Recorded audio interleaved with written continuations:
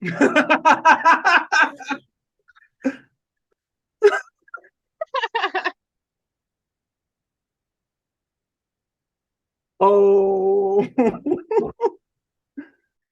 Just a couple of silly friends talking about serious stuff. Hello, welcome back to Not What I Was Expecting. Two friends react to Crazy Ex-Girlfriend. I'm Enough. And I'm Edward. How y'all doing today? Yay! We are going to head into episode 7 today. We should have just done our first live premiere, but we are filming ahead of that, so I hope that goes really well. Yep.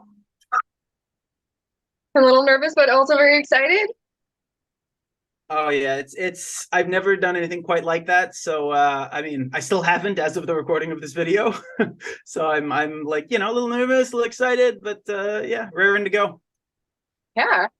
Is there anything we want to touch on before we jump into episode 7? Who's the cool girl Josh is dating? Assuming the live show went well, we'll have talked a great deal about the previous episode leading into this. Obviously, we'll see where this one is going in terms of the Rebecca and Paula friendship. Those are the two that's the main thing going on right now. And as I've mentioned sort of with every episode, the title, the last couple of episodes have really been seemed like maybe Rebecca's finally getting a break from Josh and making her own life. But from the title, clearly not so much, because it's still all about Josh. Yeah, interesting that. Disclaimers, not medical professionals, don't own the content. Nope. And let's go into episode 7, see who this cool girl is that Josh is dating. I mean, we met her. It's Anna. Well, I guess Rebecca's got to meet her. I think her name was Anna. I don't know why. She seemed like an Anna. Anyway, 3, 2, 1. When you call her crazy, you're just calling her in love. Blam! Ugh, blam. Aww. Aww. Oh, I'm George. Yeah, you are. Hey, Pee-Pee. Oh. Don't call her Pee-Pee. For starters, don't ever call me Pee-Pee again. Oh. Bumper sticker? That's classic. I have new interests now, Daryl. She's overcompensating a little bit, maybe? And clearly so is Rebecca. I wonder what selfish person would hog all the pink highlighters. Oh, look at that. There they are. Rebecca calling her selfish does not sit well with me. You want me to apologize? Projecting a little bit, maybe. A little bit. You owe me the apology this time. You were rude to me. You tried to leave early. You broke my new house. Okay, and look. This is not an appropriate place to do this. Yeah. We gotta find some way to make this better. I know. I just don't know how. I actually genuinely love that response. Yeah, you sometimes don't know how to fix things, and sometimes you just need time. And Rebecca's not giving her time. Yeah. I also very much understand the urge to just want to discuss things and try to manage it right. Yeah. This is a huge gig for us. We even have an opener. The boss's kids are doing the first act of Hamilton. That sounds horrible. A bunch of little kids doing an entire act of a musical? No, thank you. It is a fascinating Supreme Court case from 1880 called Yickwo versus Hopkins. They used the Equal Protection Clause from the 14th Amendment to find that law discriminatory. Boom. Yeah, this looks like me in my public policy classes. Friday. For Rebecca? What? No way. Oh, are you guys still fighting? You should call her. Stop pressuring people to work it out. She's being such a petty child.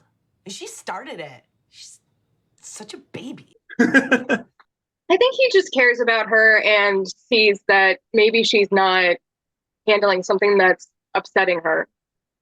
Yeah, and her friendship with Rebecca was good for her in some ways, and like it is what propelled her to finally going for her lawyer dream. So yeah. And you, sir? Just coffee for me, dude. What kind? It's all up there. French press, clover, Turkish, Kyoto drip, Neapolitan flip, V60, mocha pot drip, pot automatic drip. Yeah, that I get similarly overwhelmed at coffee shops like that. I'm like, just a drip, please. Also, like, I don't like service people like this. It's like the dude clearly doesn't know what's going on. Help him out. And also, like, your date, help you out. You got it. Cool. I do like his outfit, though. Okay, this is a great parody of an elitist, of like a snobby coffee shop. Yeah. I lived in the Bay Area for a while, so there are definitely some like this. Yeah. Before I met you, I didn't even know eyebrows were like a big deal. Oh, that's what I love about you. Love me? Love about you. Oh, parody, call back to when Rebecca and Josh had that same interaction. Oh, this is so great. Hanging out. You know, friends your own age, don't judge you. Don't you love when people talk about how great it is to hang out in the moment? Sometimes. Yeah, fair enough. Like, I'm having a great time hanging out with you. Aw. People are really confused about yeast. Oh, right, she's Miss Douche. I forgot about that. That's awesome. So much more fun now that it's a Josh Chan free zone. I am so glad we unfollowed him. Oh my god, me too. I feel She has not unfollowed him. you really stuck it to him, huh? Oh my god! Josh has a girlfriend! What did you say? What did you say? I knew you guys didn't. She's tagged as Anna the Browbarian. Okay, that's a great name. I love that. Click it, click it, click it, click it, click it. Okay, hurry. We love a pun. I do love puns. Research me obsessively.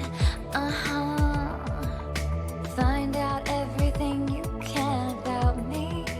So Google me until you find out where I went to high school.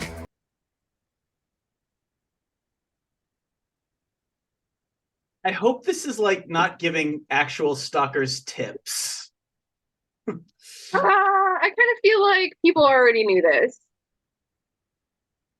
Yeah, I guess anyone who would do that would have already figured that out. Yeah. Oh my god, the cat. And deduce who broke up with who based on the hesitation in our smiles. Is that a thing? Pay only $9.99 on a background check website to know for sure. I'll do it. Yeah. Yeah, I remember about a decade ago, I met somebody at a bar and found out like the next week when I saw them again at the bar that they had, for some reason, she told me that she had paid $20 to get all of my personal information online.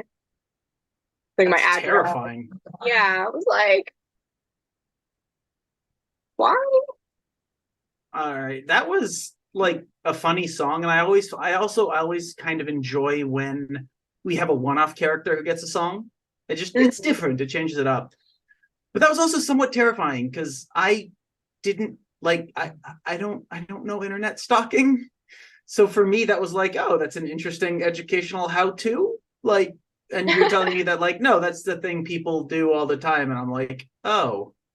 I mean, I'm not surprised. I guess like I know people internet stalk and people are terrible, but I don't know. It's just so not a thing I've ever thought about. So seeing it in song and sort of joke form is also sort of terrifying to me. Yeah, I can see that. I mean, I think it's not uncommon, particularly with exes, to do some kind of like looking at their profile to see what's going on in their lives. I think that's quite common, but I also think that they are taking it to an extreme for the show. A little bit of light Googling, checking their Instagram or their Facebook, okay? Because that is very public, right? It's the other steps people take, paying for a background check, stalking their current girlfriend. Like like checking on what your ex is up to, or if you want to know about like, oh, I have a date with a new person, I want to do a little research so I can lessen the possibility they're going to murder me.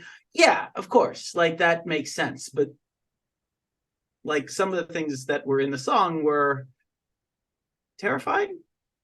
Yeah. Yeah, these are not good people.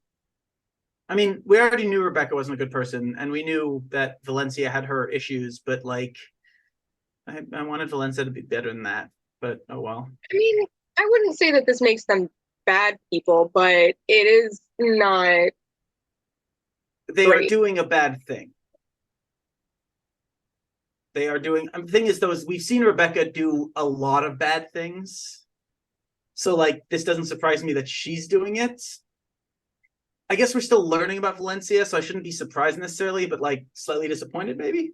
You guys are still here? You've been here for 3 days.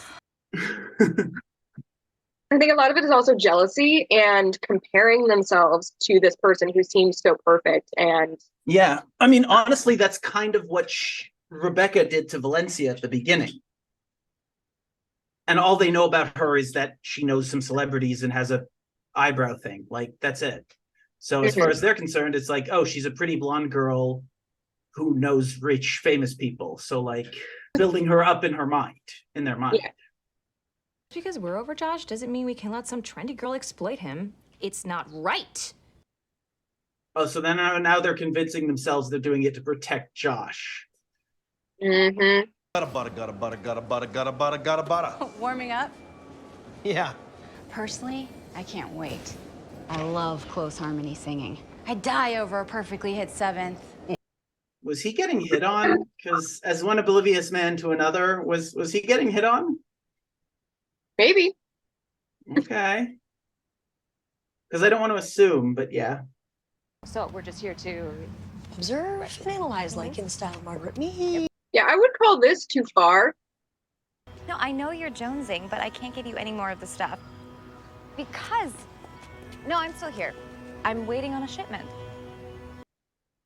So now they assume she's a drug dealer.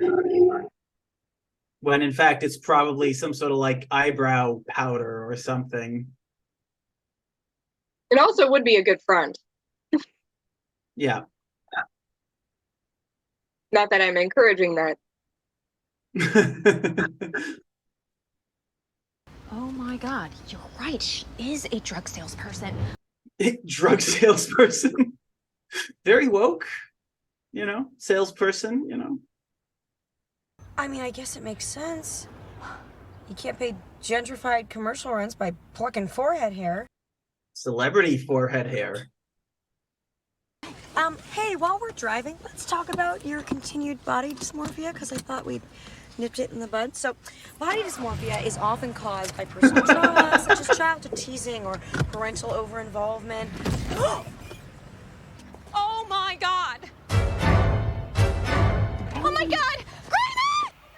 Kitty!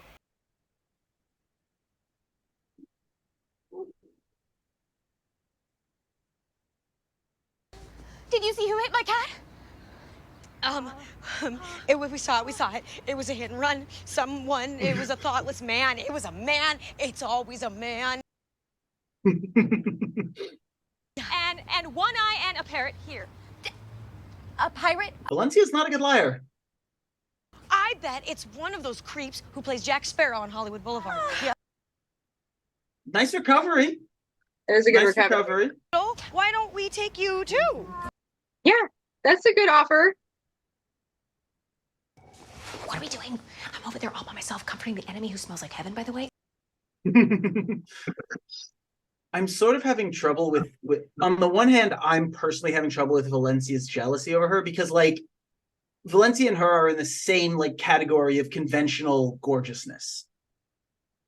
Yes, blonde, white, whatever, but Valencia is unquestionably gorgeous.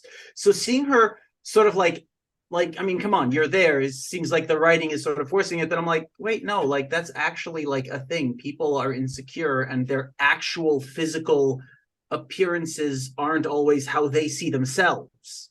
Like right. I can look and see like, yeah, Valencia would look great next to her at a beauty pageant. They'd both be, in the fine, whatever, blah, blah, blah. But like, Valencia is sort of rediscovering who she is, and a lot of her identity was wrapped up with Josh, and now Josh is with this other woman, and that's sort of, she sees, because she still hasn't gotten out of connecting her worth to a relationship with Josh, even though she has made strides.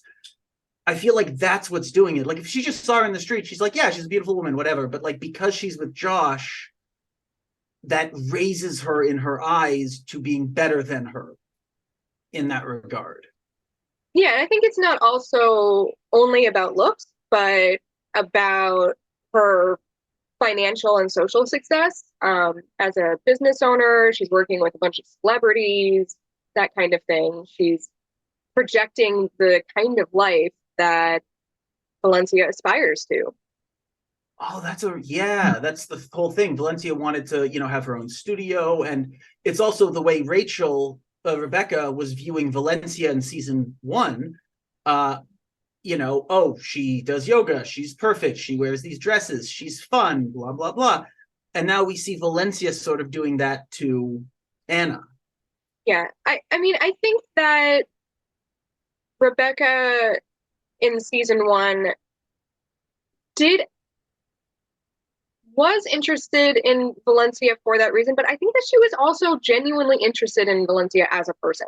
I don't think that she was faking all of her interest in her. I think she genuinely wanted to be friends. I think she had some genuine attraction to her. But she's a very complicated person, and her motivations often get confused. And she's not really ever had practice with friendships or Valencia, you mean, or Rebecca, or both? Rebecca. Like, Rebecca, yeah. The only person the closest thing she had to a friend for her whole life that we have seen prior to her coming to West Covina was Audra Levine, who refused to be her friend and had an antagonistic relationship with her. Right. It was more of a rivalry, not a friendship. Yeah. So she's learning. There are definitely aspects of this that I, as a socialized cishet man, just don't understand when it comes to women's relationships. So that's what I'm trying to sort of like take a step back and be like, well, why would she be so jealous? It's not like, that's where I'm trying to come from. Yeah. And so like hearing someone, an AFAB's person perspective on that, it's good for me because I need to learn. Perspectives are good.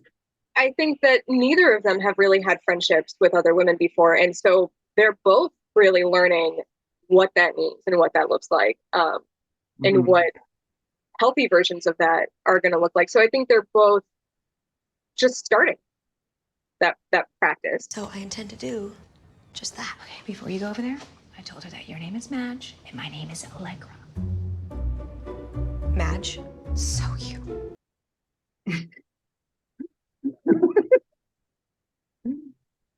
I love that there's still just a tiny bit of hostility between them. Just a tiny bit. Yeah. Stay with me, rapid fire. Okay. Stay with me, okay? So name, age, height, weight, occupation, income, felonies, misdemeanors, trouble with the law. Oh, you're going too fast. Oh, they're taking advantage of an emotionally vulnerable person. He's just fine. We reattached his tail and he's gonna be A-okay. Oh my God. The tail came off? Yes, boyfriend, yes? Yeah, haven't said it out loud yet, but I guess he is my boyfriend. It's funny how hard moments make you realize who really matters to you. Aww. So tell me about the boyfriend, girlfriend. He's been helping me out a ton, making deliveries, pickups, going to Mexico to get product. Mexico? And he doesn't even ask any questions. He's so nice. Oh. Oh. But this one girl he dated hounded him to propose. Hounded? And then 2 seconds later said that she wasn't pregnant with his baby and then begged him to have period sex. Excuse me, what happened? Oh no. Period sex. Okay, stop. I love the fact that sometimes the songs take place in universe, or like sort of like it's not consistent, and I sort of love that inconsistency. You know, yeah. The running joke is also, I believe, that the network would not let them finish that song. Oh. So there's just a running joke that they only started and can't finish it. That was just funny to sort of like stop it, just like, oh yeah, no, that's actually happening in universe, and that makes me laugh. Yeah. Okay. How is he even gonna find her? Him? The salon security footage? What? Uh-oh. Josh and I are gonna find the person. How about we use these? Leaving the house with that fancy purse, and then leaving on the floor all wide open with the tip of her keys poking out. If anything, I'm the real victim here. When did Valencia become a sociopath? I love that she like keeps trying to teach her like body dysmorphia, consent, and like important things to teach and to learn, but like timing. Yeah, and also, is she giving her real like help, or is she just lecturing random facts at her that are not necessarily relevant to her? Her weight. Try her weight. 115. Try it. No way. Go weight. That's it. What? 113. No. Do it. Do it. Do it. No, just no. Oh my God, that's messed up. Also, I hope we learn that 113 means something else, because I don't want it to be that. Because she does seem like a relatively well-adjusted person so far. Yeah, I don't know how big of a fan of that I am, but Yeah. we discussed that kind of thing already. Yeah. You don't watch The Wire? No. What? Oh, she's having a you moment, freaking out about like, I mean, I do the same. She's having a us moment, freaking out about like, you haven't seen a thing I love. But also, I just want to take a moment, to just say that Lance Reddick was an amazing actor. He was on The Wire, and by all accounts, a pretty cool person that people liked. And I will very much miss him as an actor. He passed away recently, for those who don't know. So just a quick like Lance Reddick appreciation statement. A brilliant actor with one of the coolest voices in Hollywood. Lance Reddick, he was awesome. He was cool. I enjoyed watching The Wire and his performance. I haven't seen The Wire, but I've seen him in a lot of other things, and a lot of voice work that he did. And yeah. Sometimes people, when they respond to somebody not having seen something, it's very judgy.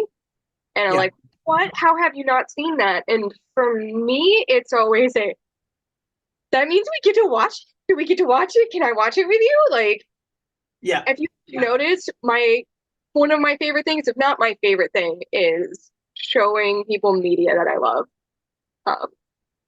It brings me so much joy. 100%. I love like I like rewatching things by myself because it's comfortable. So rewatching it with someone else. Also, a big thing is when I watch something with someone that I love, I ask them, please give it 2 to 3 episodes, and if you don't like it, that's it, we're done. Like, you don't have to. I won't like you said, I'm excited that you have a chance to enjoy it, but it's also okay if you don't, because we don't always share the same things. Yeah. I think Avatar: The Last Airbender is the greatest show ever made, but not everyone's going to be into it, and that's okay. I used to be obsessed with Star Wars, and I had a friend who hadn't seen it. So like, she saw the original movies way back in the day. This was in like 2017 or 18 or something, 19. The 2 of the new sequel movies were out. And I was like, hey, you like sci-fi action movies. I would, I'd be happy to watch the new Star Wars movies with you. And she was like kind of hesitant, because she was like, no, because like every time I mention I haven't seen it, people are like, you haven't seen it? Oh my God, you have to see it. You have to love it. And like, she had one friend who was always trying to get her to watch it, but he was sort of the more aggressive type of nerd, being like, you could tell if you watched it with him and you didn't like him, he'd be upset. And you didn't like it, rather, the movie, he'd be upset. And it's like, I said, look, if you don't like it, you can turn it off halfway if you're bored. Like, it's a movie. I love it. I think you'll enjoy it, which is why I want you to watch it. And we watched it, and she really liked it, and she wanted to watch the next one, and she enjoyed it. But that's because, yeah, don't put pressure on people to like the things you like. Just enjoy them. Yeah, that's a good way to trigger somebody's demand avoidance. Yeah. Why am I talking about Rebecca? I'm sorry, never mind. We could talk about my wife. I did just bring her up. Oh, of course. I'm sorry, honey. She was so thoughtful. I mean, even in her darkest time, she was like, so Neil, What time is it? I don't know. Oh, no! Oh, my God. Okay, I can make it. I can make it. My poor Sunil. Let me call you sweetheart, I'm in love with you. What kind of company schedules a barbershop quartet for their shipping department? Well, I mean, companies used to have corporate musicals. I did not know that. Ooh. I want to do a corporate musical. There's a good documentary called Bathtubs Over Broadway about this. Maybe that would be a thing to watch sometime. That is cool. I made it. That's the end of the first song, right? I just missed the end of the first song? That was the encore. Oh. Because, so very briefly, very often you'll see something like this where it's in a relationship where it's the woman who's doing something new that she's excited about, and it's the man who doesn't really support her. But here, sort of flipping that, because the thing is, like, he may not understand her law stuff, but he has been very supportive of it, and he's trying. So I actually sort of like the sort of, not that it's unique to one gender or the other, but we more often see it in the reverse. So I kind of like seeing it there, but at the same time, I'm having a little trouble still with him, like, learn to do the freaking laundry. It's not hard. Like, especially like, you don't have to separate lights and darks. You really don't. Just wash everything on cold and it's good enough. Like, even if she doesn't want him to do her laundry, because if she has delicates or whatever, okay, fine, that's on. But like, he can do his and the kids. And like, it's a little bit weaponized incompetence. So I like how it's sort of, there's something that both of them need to be better at and work on here and be supportive. And I think that's like, it shows, I love their relationship because it very much is a very real relationship. Neither of them are a saint. Neither of them are a demon. They are two people doing their best who, over the course of the show, have worked hard to be better in their relationship and who do love each other and want to work. And I really like how realistic their relationship feels in that regard. Mm-hmm. Yeah, I think he has been doing a good job of being more supportive recently. But also, Paulo's been going through a lot and is going to law school and working full time. And I think that there needs to be some leeway for that. Oh, 100%. And like, but like, that's sort of what I'm getting at, is that like, he is doing a lot better, but there's still more he could be doing. But at the same time, like, was it unreasonable to ask her to support this one performance? Like, I know you're really busy, but you can't spare 2 hours in an evening. Like, yeah. So that's sort of what I mean by it is a give and take. Like, he has to do better, but he's making an effort to do better. Yeah, but I also she's like, sort of. Yeah, but I also wouldn't like glare her down in front of an audience. Oh yeah, no, but that's also very real. It may not be the right reaction, but it is a very real reaction. Mm-hmm. That's sort of what I mean by how I see their relationship feels very real. These are not idealized people. These are normal people who make mistakes and also do good things. Like, exactly, like, you're exactly right. Him staring her down like that, like, dude, talk to her about it after, express how you're hurt, etc. But that's not how, like we've discussed in other episodes about other situations like this, most people aren't great communicators. Mm-hmm. But yeah, I don't know. I like their relationship a lot, not because it's perfect, but because it feels very real in good and bad ways. Yeah. You look for evidence of drugs, okay? Go through the drawers. Okay, got it. Why? We need to turn her into Why the what? Yeah, Well, they they want to find evidence to turn it into Josh. Remember, they're trying to find evidence she's a drug dealer so that Josh will dump her. That's making a lot of assumptions about what Josh would consider okay. Oh, thank God. Yes. Whew. Oh my God. Was Valencia always been a kleptomaniac? Is this new? Like, she's stealing a lot? We have not seen this behavior from her before. Okay, I didn't think so. I want to get caught. V, look, I know this is dangerous and I know how we both feel about Josh, but he's an innocent man being turned into a drug mule. Yeah, God only knows what he's sticking in his rectum. Oh my God, have we talked about that? Oh, so he never... Nothing. Nope. What was I doing? Oh, right. Have you never seen The Wire? Am I supposed to? Oh my God, I'm so jealous of you right now. You get to watch it from the beginning. She and Paula had the exact same reaction. Oh, right, because they did it together. Duh. She's handing envelopes of drugs to clients. Wow. This is insane. She's giving envelopes full of drugs to people out in broad daylight. She's giving baggies of something. Have you seen Breaking Bad? How do you live your life? I go outside. That's fair. Okay, here we go. Oh, she's gonna do the drugs. She's getting hold on. She's saying something. Give me a second. I can lip read pretty well. No, she can't. Broad, I took a deaf lover. Okay. All right. Oh. What? Oh, it makes your eyebrows grow. I mean, it probably doesn't, but in theory it does. I guess that means that... It means that Josh is dating a superfly entrepreneur who's probably just using products that haven't been outwardly cleared by the Federal Food, Drug, and Cosmetics Act. Great. Okay, I messed up, and this is all my fault. You know how much the Brovinas mean to me, but you don't care. Because I do care. I should have set an alarm or something. I have been so supportive, and I think what you're doing is great, but I feel left out. You're so distracted lately. She's going to law school. Tanya from shipping bought 6 CDs for her care packages for the troops. Does she not support the troops? Wow. Ouch. I am so sorry. Okay, this is all... And this is also not the time to talk to it when you're both I don't upset. care whose fault it is. I just feel bad right now. I loved that so much. I don't care whose fault it is. I just feel bad right now. When you have hurt someone, and I'm not going to get into specifically here who's right, who's wrong, because there's a lot going on as we discussed, but when you hurt someone and you apologize, they don't have to accept your apology.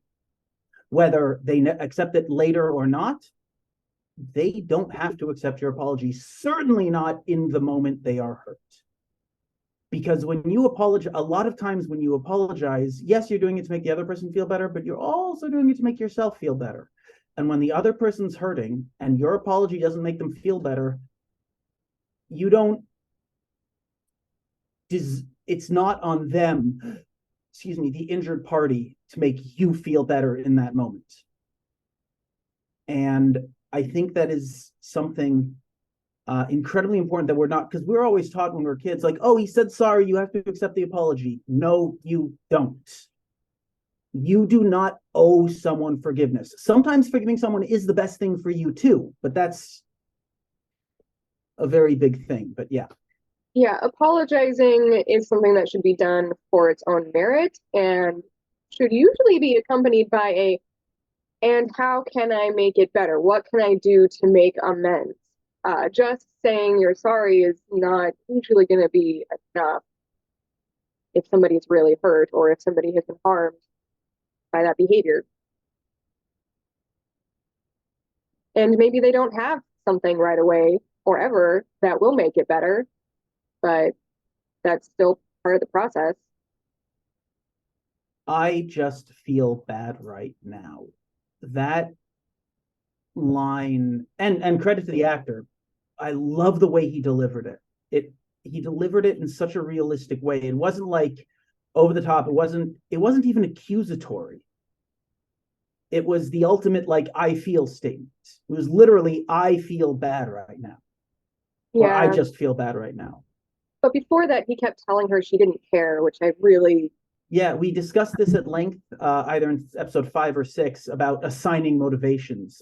You and I, I think this was last episode. You and I had a very long discussion about like Paula and Rebecca's the interaction, not necessarily who was right, who was wrong, but you had trouble getting past Paula assigning Rebecca's motivations, whereas I was able to see it from her side and sort of be like, I understand why she's doing it, and I don't really blame her, but you couldn't get past that. And I thought it was a very good discussion and an excellent example of like where we're both in agreement that what's going on here is not okay, but we sort of disagree on terms of like who's maybe a little bit more in the wrong and who needs to make the like.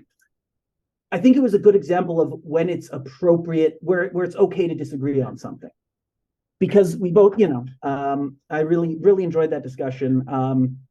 And I assume we'll get into it a lot more in the live show with our viewers. I'm really excited to discuss that with them. Yeah, and like I think this is another good example of a situation where I think that character does legitimately care. She's there. She's trying to make it up. She's trying to apologize. And he's just saying, no, you don't. You're lying. He's telling her, he's accusing her of lying. I think that's bullshit. I understand why he's upset. He has every right to be upset, but I agree with you much more on this one than in our discussion about like with Rebecca and Paula. Because in this one, I think there is ample evidence that she does care and support him. Like the two of them have made major strides, especially in season 2 and parts later in season 1, where they really have been supportive and caring to each other. So for him to express, I am upset that you weren't here because it made me feel like you didn't care, would have been an appropriate response. But I 100% agree with you that this is a case where not only is assigning motivations never a good thing, I also think he's just flat out wrong here.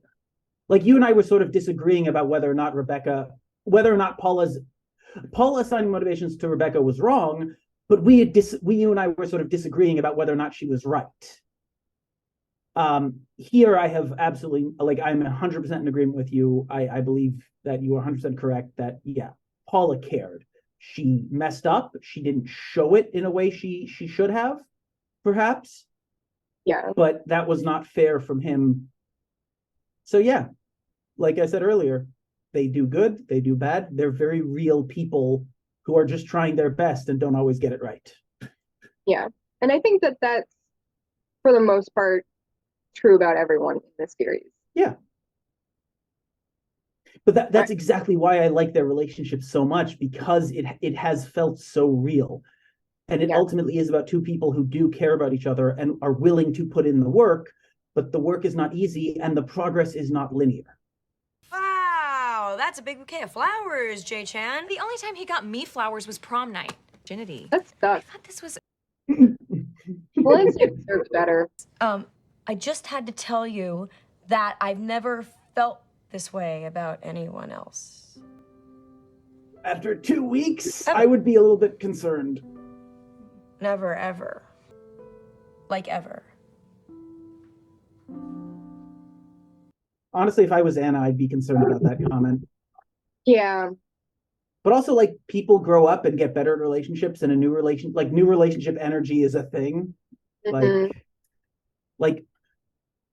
it's still 2 weeks. The last time Josh was in a new relationship that he sort of chose and didn't fall into, like with Rebecca, he was 16 or 14, whatever he was when he met Valencia. Like, he hasn't been in a relationship that he sort of came to on his own as an adult. Yeah. So yeah, he's doing things differently than he did with them. Like when you're with someone for so long, in the case of Valencia, you fall into a pattern. And also, like, Valencia was very controlling for good and bad, because Josh needed some structure and guidance in his life. But like, if he bought her the wrong flowers, Valencia would have gotten upset. Like we sort of saw when he did things wrong, right? And with Rebecca, it's just a whole separate thing where nothing about that was healthy.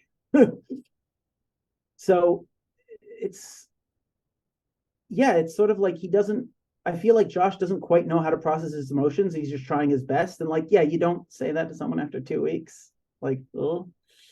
Yeah. I'm sure some people in the comments might feel like, hey, when you know, you know. But I am truly of the belief that you can't know in 2 weeks. You can't know a person well enough. You can know how you feel. Your feelings are valid. But you can't like know you're gonna love someone forever or like feel like, you know, you've never felt like that about anyone. Like it's so new. You don't really know the person. But I guess you were right. We shouldn't have gone down the rabbit hole. The only thing down there is regret made of rabbit poop. Rabbits poop little balls. They do. I Yeah. had a rabbit as a pet when I was 7, and I named it Pooper Scooper because I had to follow it around with a Pooper Scooper. And I really do love all your girl bonding stuff, but right now, I really need to get laid. How do you feel about like when someone just being like, I just need to get laid when they're like upset or hurting? Like, Yeah, sometimes that's what somebody needs. Everybody Okay. has different ways of processing things, and that's a really common one. yeah. And you know what? It's also not like that's what she always does and it becomes like a long, it's just like right now that's what I need and I'm gonna go do, and it's gonna be consensual and everyone's gonna have, you know, yeah. I mean, yeah, okay. Yeah, I mean, I think it's going to depend on the person and where they're at. Yeah. Valencia- Also, like, Yeah. it sort of feels like Valencia hasn't gotten laid since she broke up with Josh. Like that's sort of the impression. I could be wrong. It's not explicitly, but sort of like the way it's stated. Then the fact that she's just like, yeah, that's what I'm gonna do now, and like she's just gonna pick whoever's there. Like,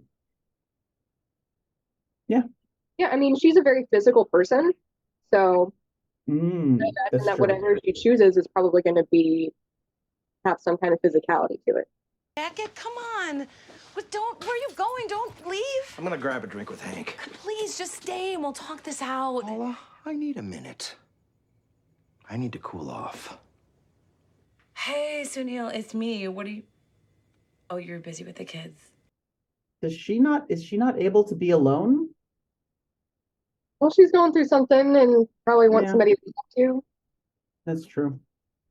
I very much like how Scott reacted. I need to cool down. Again, it's I need. He's not yelling at her. He's just, I'm going out because I need to cool down. And I think that is literally the perfect way to handle it. You know, you don't have to talk things out in the moment every time. No, and it's a good idea to halt if you're not in a place emotionally where you can have a decently cool and calm, collected conversation. Yep. If you're going to be taking out your emotions and your frustrations out on the person that you're talking with, then that's not great. Probably good to go take a walk. Yep. I love that picture of Rebecca. I'm getting very much Total Eclipse of the Heart vibes from this song. Mm-hmm. And I really wanna tell you that I am the worst. Oh, I loved that. This is almost Her hair. Oh my god, in the music video style with the flowing curtains. I love it. I love it. And the eyeliner. Ah. It's getting more and more. That was awesome. I love that. It was a really fun song. I wish it was a little longer just because I really liked it.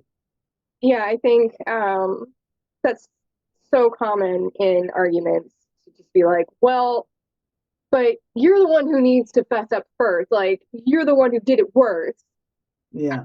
Except they're both saying that, like, I did it worst, but I still need you to, like, start. Like, they're both acknowledging that that they are wrong, but they still want the other person. It's great. I love it. That was a really fun song. That'll be $300. I'll see you again tomorrow. Bye.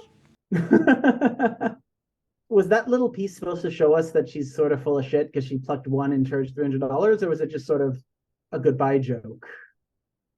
I get the impression that it's making fun of people who charge an exorbitant amount of money for styling that doesn't need to be that expensive, and is really more of a maybe a cult of personality kind of thing. Mm-hmm. Yeah. And sort of making fun of the people who will pay for it, I guess. I don't really have much to say about this episode that we didn't say already. This one was unlike the last one. This one was very straightforward, and honestly, not that. This might be my least favorite of season 2 so far.